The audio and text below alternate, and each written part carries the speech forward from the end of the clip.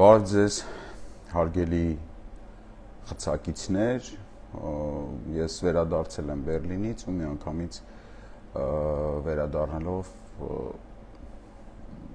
մասնակցեցի մեր կազմակերպած կամերային հավաքին,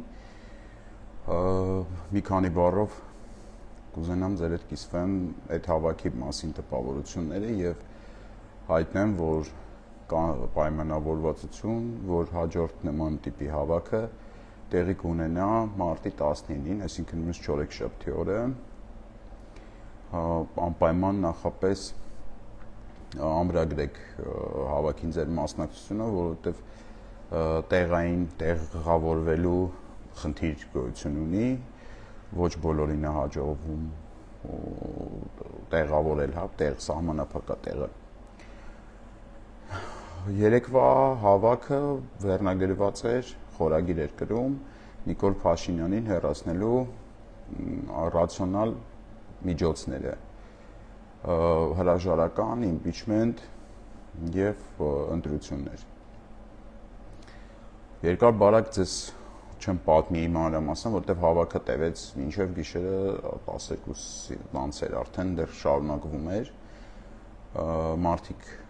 շատ ովքեր եկել էին ներկային ասելիք ունեին, նախ ասեմ ովքեր էին եկել։ Եկել էին մարդիկ հիմնականում, ովքեր մասնակցել են ընդդիմության կազմակերպած բոլոր բողոքի ցույցերին, միջոցառումներին, ցանկացած բողոքի գործողության իրանք ակտիվ մասնակիցներ են եղել, առանց նայելու թե դա կոնկրետ ով է կազմակերպում, որ քաղաքական ուժն է կամ իրանք այդ քաղաքական ուժի հետ համաձայնություն ունեն, թե անհամաձայնություն, իրանք միշտ մասնակցել են այդ ընդդիմադիր հավաքներին եւ բոլորի մոտ կա այտենց անզորության մի հատ զգացում, անարդյունավետ պայքարի դառնություն ու անհամաձայնություն պայքարի մեթոդաբանության հետ կապված, անհամաձայնություն միգուցե առաջնորդների պահվածքի հետ կապված, պայքարի արդյունավետության բարձրացման հետ կապված կան շատ առաջարկներ այդ մարդկանց մոտ։ Նրանք մարդիկ են, ովքեր նաև ես էլ ինձ չեմ առանձնացնում այդ մարդկանցից, ովքեր պատրաստ են նաև հիմա այս պահին ցանկացած գործողության, որը միտված կլինի իշխանափոխությանը։ Այդ մարդկանցով մենք հավաքվեցինք ու փորձեցինք հասկանանք, որ մեթոդը ավելի արդյունավետ կլինի։ Ըստ էության ես իմ կարծիքը ասեցի, շարիվ նաև այլ կարծիքներ հնչեցին, իմ հետ իդեպ ասեմ անհամաձայն կարծիքներ շատ եղան ու շատ հետաքրքիր։ Ես առաջարկեցի, քանի որ հրաժարականը չի ստացվում, չի լինում, Նիկոլ Փաշինյանը չի պատրաստվում երբեք հրաժարական տալ, ինքնակամ ընտրությունները ընտրական ամբողջ ցիկլը գտնվում է Նիկոլ Փաշինյանի վերահսկողության տակ, սկսած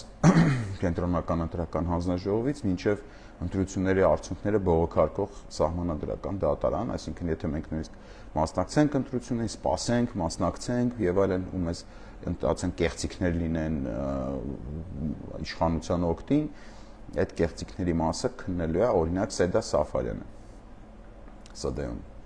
Հետևաբար ամբողջ ցիկլը ընտրական գտնվում է իշխանության վերահսկողության տակ եւ այդ առումով ակնկալել, որ ինչ-որ բան կփոխվի իմ կարծիքով, սա իմ շատ սուբյեկտիվ կարծիքն է, արդյունավետ չի եւ հատկապես արդյունավետ չի, որովհետեւ ընտրությունները 2026 թվականի ամռանն են մոտավորապես, իսկ հիմա 2025 թվականի նոր գարունն է, այսինքն մոտ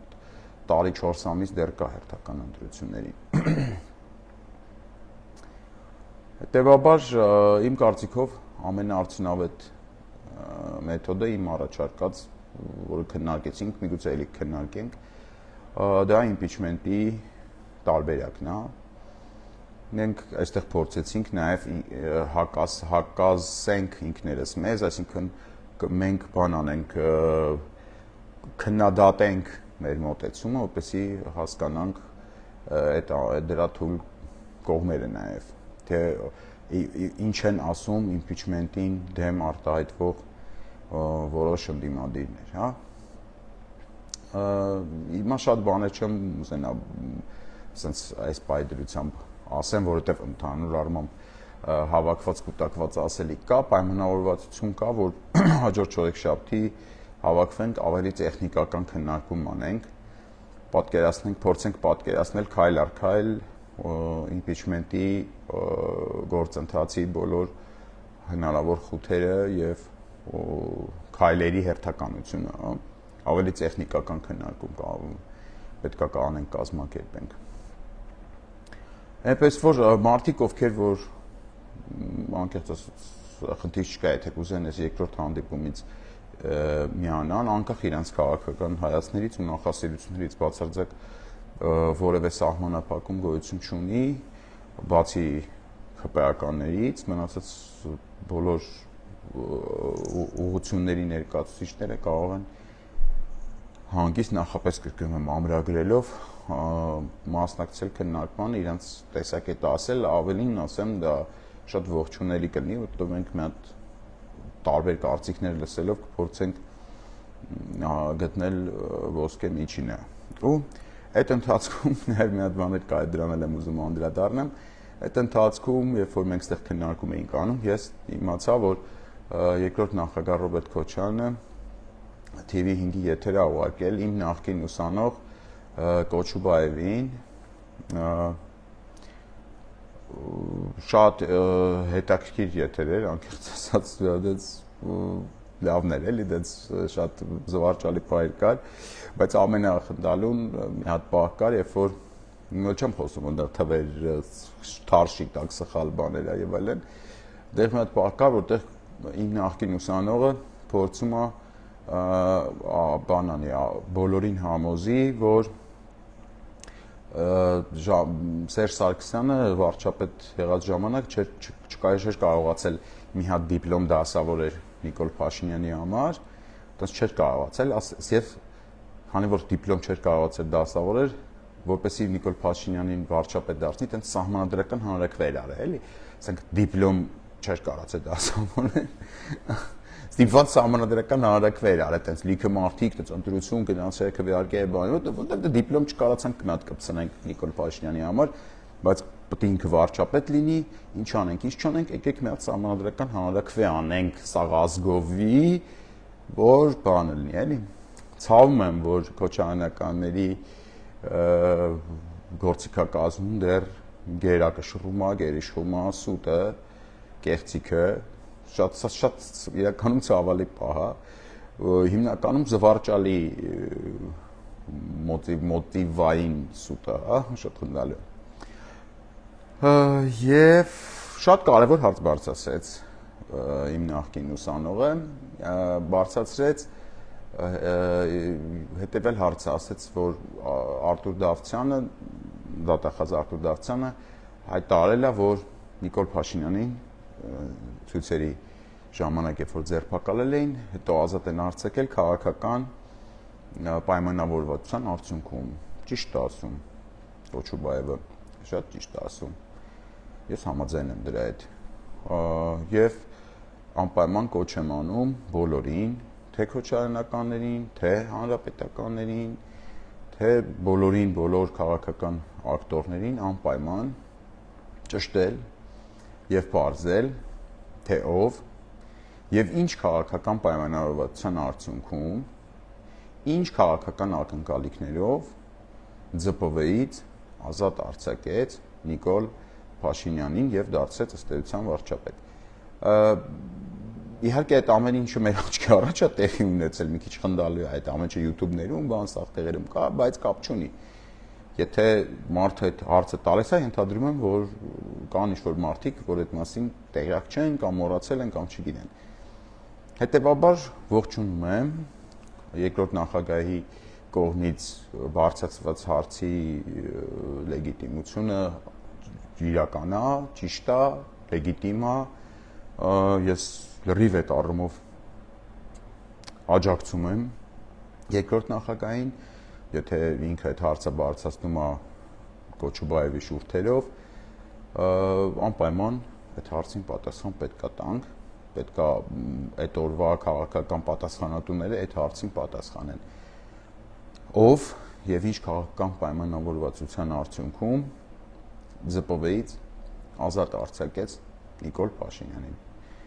Այդ հարցը շատ ենթադրում եմ այս պայմանությամբ կարևոր հարց է, թե այտենց բոլորին հետաքրում է, ինձ էլ է հետաքրքրում։ Ես YouTube ունեմ, տեսել եմ, բայց կուզենամ դա քաղաքական ուժերի գործիչների այդ օրվա քաղաքական պատասխանատուների շուրթերից լսեմ անպայման։ Փաբում քննարկումների ժամանակ ասեմ ձեզ արգելված է նույնիսկ եթե ինչ որ քննարկում ա գնում որևիցե մեկի անունը տալ, որովհետև անուն տալուց հետո այդ քննարկումը արագ վերածվում է այլ գողփիսո, այլ քաչալշուն, տենց ինչ որ մի հատ բազարի եւ դուրս է գալիս կառուցողական հունից։ Հետևաբար փաբում քննարկվում են կոնկրետ այդ ասում եմ այն մարդկանց համար, ովքեր մասնակցության հայտ կցանկանան ներկայացնեն, դա պայմաններից է տեղակ է եղել էլի նախապես։ Փաբում մենք քննարկում ենք քննարկման օրերին բացառապես այն խորագրով, որ նախապես նշված է լինում։ Անցած քննարկման խորագիրն էր Նիկոլ Փաշինյանին հեռացնելու ամենառացիոնալ մեթոդը հրաժարական impeachment ընտրություններ։ Մենք քննարկել ենք այդ կտորը։ Ես անկեղծ չգիտեմ ովքեր են եկել, ինչ քաղաքական նախասիրություններ են մարդիկ,